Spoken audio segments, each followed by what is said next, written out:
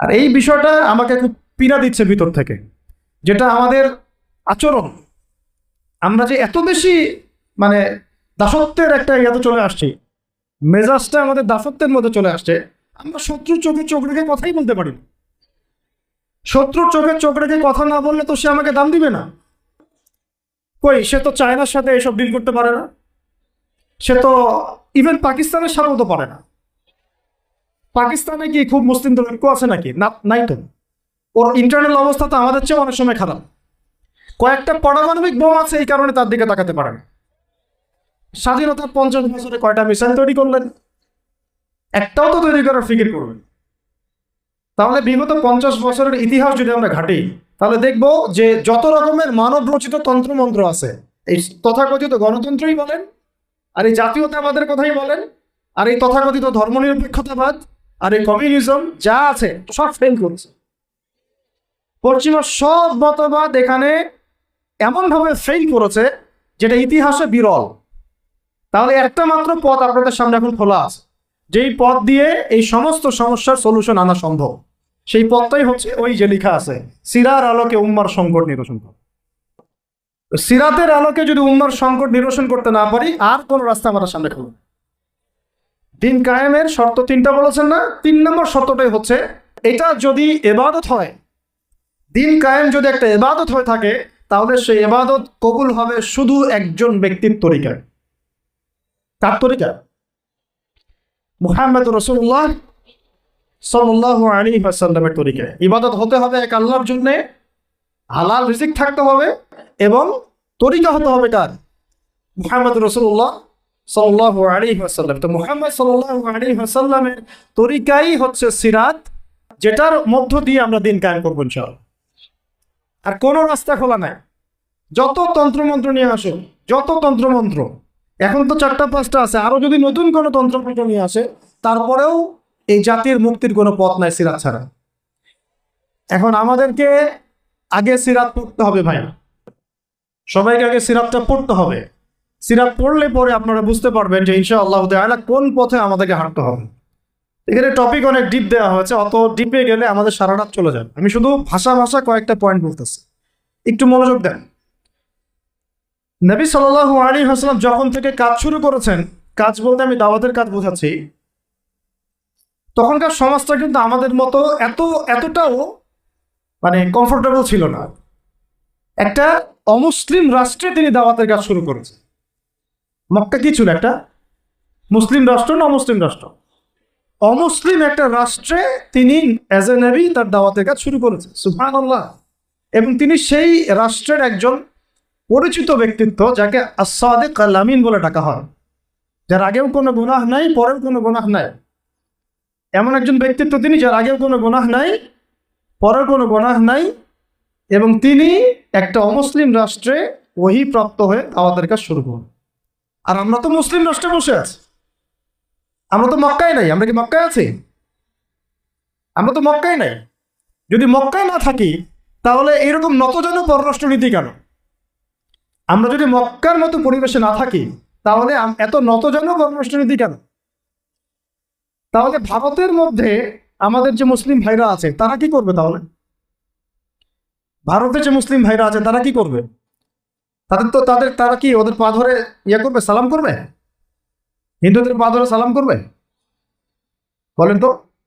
আমরা তো একটা মুসলিম রাষ্ট্রে আছি, তো মুসলিম রাষ্ট্রে থাকতে এত নতজানু পররাষ্ট্রনীতি কেন? এত দাসত্বের শৃঙ্খল কেন? তো তিনি দাওয়াতের কাজ শুরু করেছেন প্রথম কি দিয়ে, এটা একটা ফ্যাক্ট। আমরা আসলে আলোচনাগুলো আপনাদের চাইতে তাদের শোনা দরকার, যারা আলোচনা যারা করে। আমি চাই বেশি বেশি তাদের সাথে কনভারসেশন করতে, যারা উম্মাকে নিয়ে ফিকির করেন, দাওয়াতের কাজ করতে যান, বা মুআল্লিম বা আলেম বা হাফেজ, তাদের সাথে কথা বলা দরকার। তাদেরকে আগে বোঝানো দরকার বিষয়গুলো। অনেকেই বুঝেন না।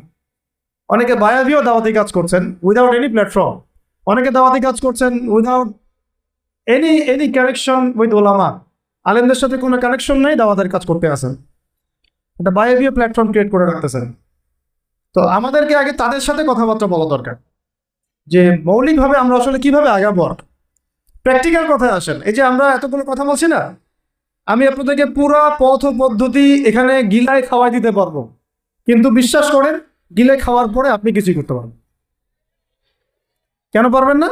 আপনার কোনো অ্যাসোসিয়েশন নাই, কোনো ফাউন্ডেশন নাই, কোনো সংগঠন নাই, কোনো রাজনৈতিক ক্ষমতা নাই, কোনো রাজনৈতিক দলও নাই, রাজনৈতিক কোনো অ্যাপ্রোচও নাই। কিন্তু একটা সেকুলার রাজনৈতিক দল আপনার চেয়ে ভালো ফিল্ড ওয়ার্ক করতে পারবে, কারণ তার চেইন অফ কমান্ড আছে। আমাদের তাওহীদপন্থীদের কোনো চেইন অফ কমান্ডই নেই। বলে আসতেছি বিগত 5 বছর 10 বছর থেকে একই বয়ান, মাথায় ঢুকে না জিনিসটা। চেইন অফ কমান্ড বলে একটা কিছু আছে, যেখানে একজন আমির নাই, যেখানে একজন ইমারা নাই, একটা আমির নাই, আসসামউ ওয়া তাআ নাই, বায়আ নাই, যেখানে শুনলাম মানলাম আনুগত্য করলাম, আমির মামুর জামাআ ইমারা এগুলো নাই, সেখানে তো চেইন অফ কমান্ড আসবে না। তাবলীগ জামাত কাজ করছে না? করছে কিনা? একটা সূরা পর্ষদ আছে না, সূরায়ে নিজামি আছে না, আমির আছে না, কাজ করতেছে, ফলাফল পাচ্ছে মাশাআল্লাহ। জামাত ইসলাম কাজ করছে না? একটা চেইন অফ কমান্ড আছে, প্রত্যেকটা জেলায় জেলায় শাখা আছে, তারা তাদের উপরের লেভেল থেকে কোনো ডিরেকশন আসলে সেটাকে রুট লেভেলে বাস্তবায়ন করছে। তারপরে ধরেন যে ইভেন এই যে আওয়ামী লীগ চলে গেল, তার একটা চেইন অফ কমান্ড ছিল না? ছিল কি না? উপরে উপরে যে বলতো জঙ্গি, নিচের ওই ব্যক্তিও বলতো হ্যাঁ এই জঙ্গি, এমন একটা চেইন অফ কমান্ড ওদের ছিল না? এখন বিএনপি যারা রাজনীতি করতেছে ওদের নাই? আছে। এখন আপনি বলেন ইসলামপন্থীদের রাজনৈতিক দল কয়টা? একটা আছে আমাদের শাসনতন্ত্র, একটা হচ্ছে হেফাজত ইসলাম, আর কি হেফাজত ইসলাম তো আসলে কোনো রাজনৈতিক ব্যাকগ্রাউন্ড থেকে আসে না, এটা এসেছে, আপনারা তো জানেন হিস্ট্রি, কোন প্রেক্ষাপটে এটা তৈরি হয়েছে, শাপলা চত্বরে ঘটনা, তাই না? আর জামাত ইসলাম।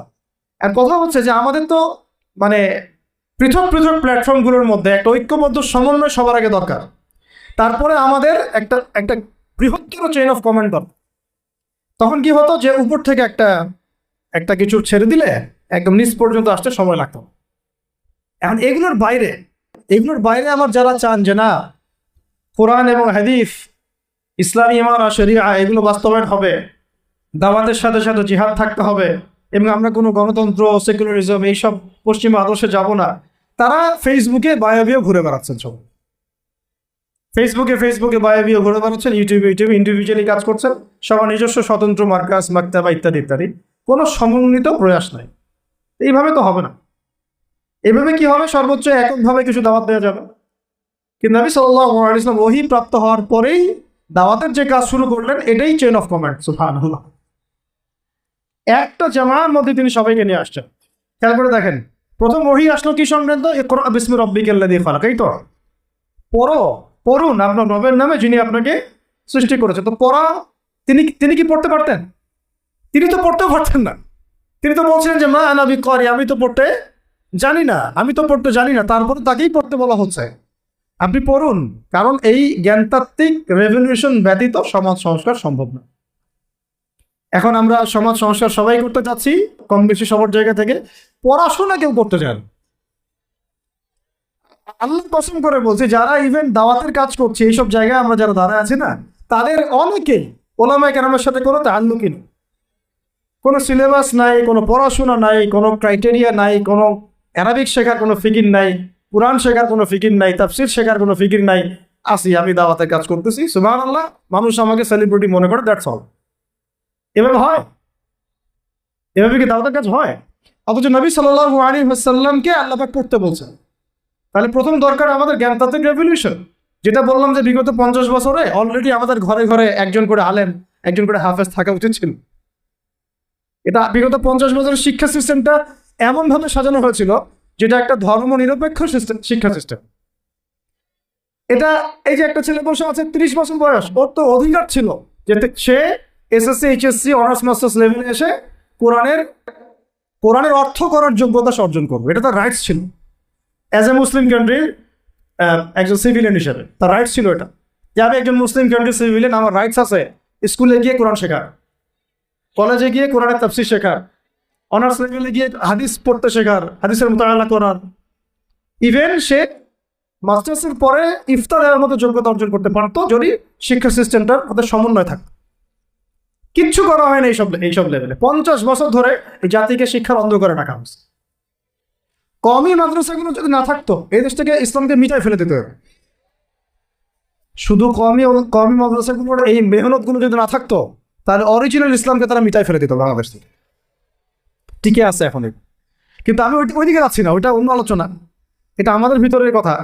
কথা হচ্ছে একজন জেনারেল শিক্ষিত ছেলে যে এদেশের মুসলিম নাগরিক, তার রাইটস আছে প্রাইমারি স্কুলে সে কোরআন তেলাওয়াত করা শিখবে। শিখতে পারে নাই কেন? কেন পারে না? পিতা মাতাও তো মাশাআল্লাহ সুবহানাল্লাহ সেই কোয়ালিটি। ছেলে 10 বছরে কিছু শিখুক না শিখুক, বাংলা ইংরেজি অঙ্ক তাকে শিখতে হবে। কোরআন হাদিস এগুলো তো কোনো বিষয় না। এগুলো কোনো বিষয় হলো? আপনাদের কাছে আল্লাহর কসম এগুলো দামি নাই। ওই একদিন দুদিন ওয়াজ মাহফিলে আয়েশা আবেগ দেখা। কোরআন হাদিসের পরে যদি মহব্বত থাকতো, ছেলেকে তো আলেম বানাইতেন আপনি। ছেলেকে তো আপনি একজন হাফেজ বানাইতেন কমপক্ষে। আপনি তো ছেলেকে এমনভাবে গড়ে তুলেছেন আপনার জানাজাই পড়তে পারবেন। তো আমাদের এই স্কুল কলেজ পড়ুয়া ছেলে মেয়েদের রাইটস ছিল এগুলো শিখতে পারে নাই। অনার্সে পড়ে তার বয়স কত? 20 থেকে 25 বছর। 25 বছরে সে 25টা সূরা জানে না। 25টা সূরার নামই জানে না। 25টা সূরার নাম বলতে পারেন। কোরআন বিধান কায়েম করতে আসছেন আপনি, সুবহানাল্লাহ। 25টা হাদিস বলতে পারেন না। 25 জন নবীর নামও বলতে পারেন না। ইভেন আমাদের নবী সাল্লাল্লাহু আলাইহি ওয়াসাল্লামের সিরাতের জীবনীটা পাতলা কিতাবটাও সে কখনো জীবনে পড়বে। এই অবস্থা মাস্টার্সে বিসিএসে সব জায়গায় একই চলছে। বিসিএস এর যে ভাইবা হয় সেখানে কি ইসলাম ধরা হয়? বিসিএস এর ভাইবা যখন হয় তখন তাকে কোরআন তেলাওয়াত জিজ্ঞাসা করা হয়? তাহলে আপনি কোরআন তেলাওয়াত করতে পারেন না, রাষ্ট্র চালাবেন কিভাবে? কোরআনের সাথে কোনো তাল্লুক নেই। তার মানে আপনাদের কনসেপ্ট হচ্ছে রাষ্ট্র আলাদা, কোরআন আলাদা। মানে রাষ্ট্র চালাতে কোরআন লাগে না, আপনার কনসেপ্ট এটাই। হ্যাঁ, না হলে তো কোরআনটা আপনি আনতেন সিলেবাসে, তাফসির আনতেন, হাদিস আনতেন, সিরাত আনতেন। আপনার কনসেপ্ট হচ্ছে রাষ্ট্র আলাদা, কোরআন আলাদা, হাদিস আলাদা, এগুলো পড়াশোনা আলাদা, ব্যাংকিং সিস্টেম ইকোনমিক্স আলাদা, ইসলাম আলাদা, তাই না? রাজনীতি আলাদা, ইসলাম আলাদা, তারপরে সংস্কৃতি আলাদা, ইসলাম আলাদা, শিক্ষানীতি আলাদা, ইসলাম আলাদা। এই কনসেপ্ট হচ্ছে এদেশের 90% মানুষের কনসেপ্ট। এরা সবাই শিরকের মধ্যে আছে, আল্লাহর কসম করে বলতেছে। এরা সবাই শিরকের মধ্যে আছে। এরা সবাই ধর্মনিরপেক্ষ, সেকুলার। বাদ দিয়ে আমরা যারা দাড়ি টুপিওয়ালা কিছু মানুষ আছি, আমরা একটু মৌলবাদী চিন্তা করি আর কি। আমরা চিন্তা করি যে ইসলাম ব্যক্তিগত জীবনেও থাকবে, সংস্কৃতির মধ্যেও থাকবে, শিক্ষানীতিতেও থাকতে হবে, অর্থনীতিতেও থাকতে হবে, ইভেন রাজনীতির মধ্যেও থাকতে হবে। এই কনসেপ্টে না আসলে এখন মুসলমান হনই নাই। এই কনসেপ্টে না আসা মানে এখন পর্যন্ত কালিমা লা ইলাহা ইল্লাল্লাহ এটা বুঝেনি নাই আপনি, মুখে পড়েছেন, দ্যাটস অল। এই কারণেই তো লা ইলাহা ইল্লাল্লাহ পড়ার পরেও মোদির পাচাটান বসে বসে। এই কারণেই, কারণ ওই লা ইলাহা ইল্লাল্লাহ তো আপনাকে ওটা শিখাই নাই যে আপনি এক আল্লাহর সার্বভৌমত্বের স্বীকৃতি দেন নাই। এই হলো সমস্যাগুলো। তো সমস্যার গোড়ায় অনেক কথা আছে। এখন নবী সাল্লাল্লাহু আলাইহি ওয়াসাল্লাম কিন্তু দাওয়াতের কাজটা, এই যে সিরাতের আলোকে যেটা বলছেন সমাজ সংস্কার এবং দিন প্রতিষ্ঠা এবং সমকালীন সব সংকট দূর করা, এটা শুরু করতে হবে জ্ঞানতাত্ত্বিক রেভলিউশন থেকে। পড়াশোনা করা শুরু করে দেন, আদারওয়াইজ আপনাদের সামনে ধ্বংস ছাড়া কিচ্ছু বাকি নেই। কি পড়াশোনা করবেন? অবশ্যই ইসলামিক কারিকুলাম থাকতে হবে। এরপরে আপনি জেনারেল লাইনের পড়াশোনা করেন, কোনো সমস্যা নেই। আর এই পড়াশোনা একা একা করা যাবে না, উস্তাদের সহবত লাগবে, ওলামা কেরামের সহবত লাগবে। আমি তো এটা বলি যে আপনি কারো লেকচার শোনার আগে আপনি আগে চেক করবেন যে তার ওস্তাদ কে, কোথায় এসে দিন শেখে, তার কাছ থেকে এসে দিন শেখে, কোত্থেকে সে এই ইলমগুলো অর্জন করছে, তার লোক কোথায়।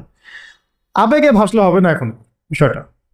তো পড়াশোনার এখন যে আরো 20 বছর পড়াশোনা না করে আমি কোনো কাজ করতেই পারবো না এমনটাও না, কিন্তু পড়াশোনা আগে শুরু করো।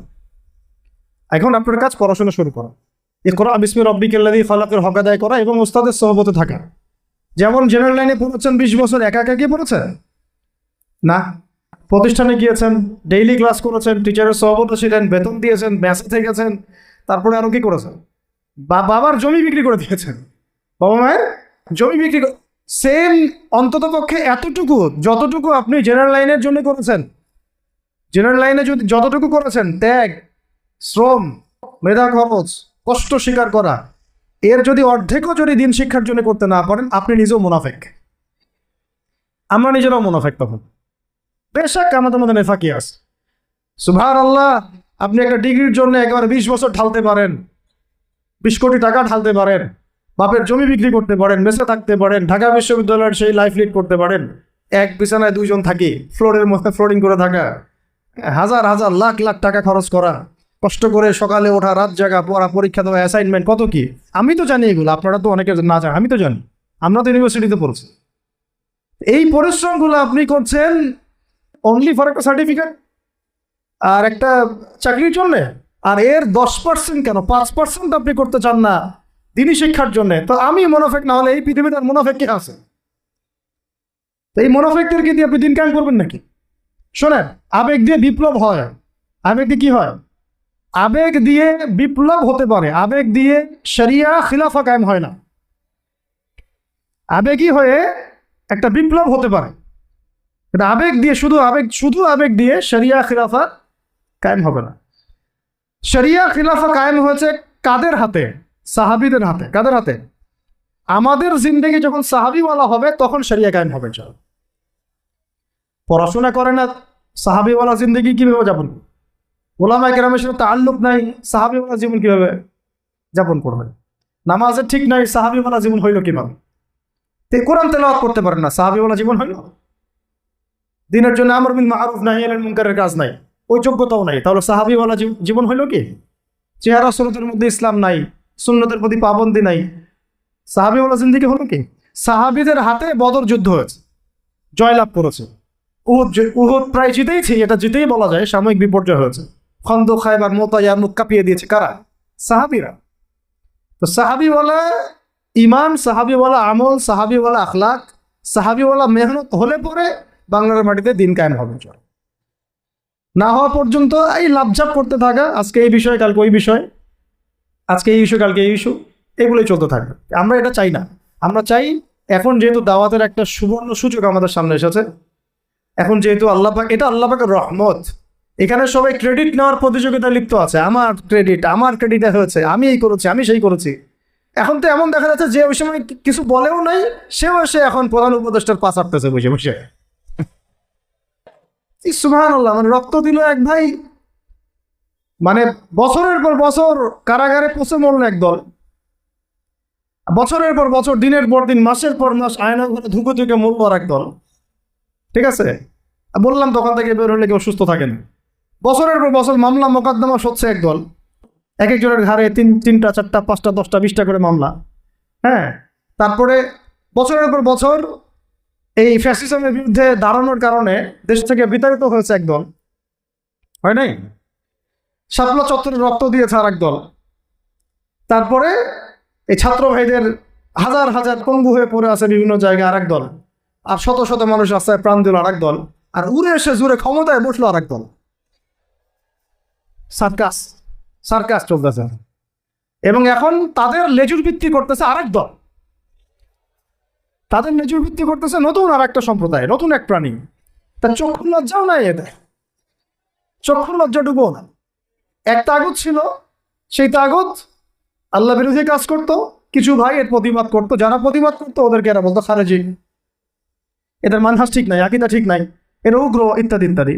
এবং তাদের কারণেই কিন্তু এই ভাইগুলোকে আয়না করে যেতে হয়েছে, এটা খোলামেলা বলে দিলাম। এদের কারণেই এই ভাইদেরকে কোথায় যেতে হয়েছে? আয়না করে যেতে হয়েছে। তারপরে ছাত্র ভাইরা দেখা গেল যে বিপ্লব করে, প্রতিবাদ করে একদম সরকার ফেলে দিল। ফেলে দেওয়ার পরে যখন আবার নতুন কেউ আসলো, তখন এই নতুন যারা আসলো তাদের পাচাটা আবার ফরজ হয়ে গেল। তখন হইল ফতোয়া কি? সরকার আনুগত্য করা ফরজ। এই চলতেছে, ইসলাম শিখতেছেন এদের কাছ থেকে আপনারা অনেকে।